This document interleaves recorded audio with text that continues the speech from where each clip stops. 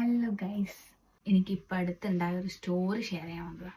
ഒരു awareness story. മത്തിക്കഥ അഥവാ ചാളക്കഥ. October 1-ാം തീയതി മോറിസൺസിലോട്ട് പോയി എന്നുള്ള അടിപൊളി പടക്കുന്ന ചാള മേടിച്ച് ഇവിടെ വന്ന് തുറന്നപ്പോഴാണ് ഞാൻ വെള്ള കളർ നൂല് പോലത്തെ ഒരു സംഭവം കണ്ടു. അപ്പം ഞാനങ്ങനെ മീൻ നന്നാക്കി വലിയ ഐഡിയ ഇല്ലാത്തതുകൊണ്ട് ഞാൻ വിചാരിച്ചത് അതിലുള്ള സാധനമാണെന്ന്. ഈ സംഭവം കിടന്ന് പിടയ്ക്കുന്ന ഫുൾ ഫിഷിലുണ്ടായിരുന്നു. അപ്പം ഞാനൊരു ഫിഷ് മാറ്റി നോക്കിയപ്പം ബാക്കി ഫിഷിലും ഇതേപോലെ തന്നെ ലൈവ് ബേംസ് ആണ്. അതായത് നമ്മുടെ പ്രീ പാക്കേജ്ഡ് ആയിട്ടുള്ള ഫിഷ് പാക്ക് ആയിരുന്നു കേട്ടോ അത്. അപ്പം തന്നെ ഈ സാധനം എടുത്ത് തിരിച്ച് മോറിസൺസ് പോയി കാര്യം പറഞ്ഞപ്പം അവർ നമ്മളെടുത്ത് പറയുകയാണ് ഇത് നോർമലാണെന്ന്.